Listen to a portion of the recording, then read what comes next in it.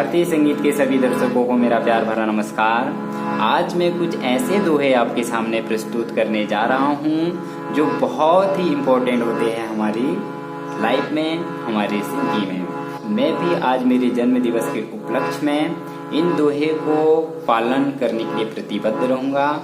अगर आपको ये दोहे अच्छे लगे तो आप भी ज़रूर अपने भजन की शुरुआत में इनको सीखें और अपने ज़िंदगी में इनको ज़रूर अपनाइए। तो आइए हम सीखते हैं।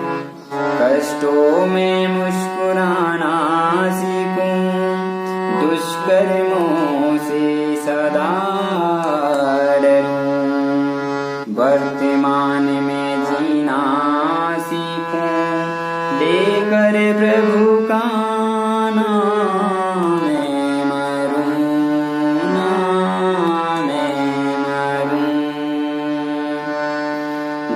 बरताओ मुझे अपनी लगे, जो बरताओ मुझे अपनी लगे, वहाँ मैं किसी से ना करूं।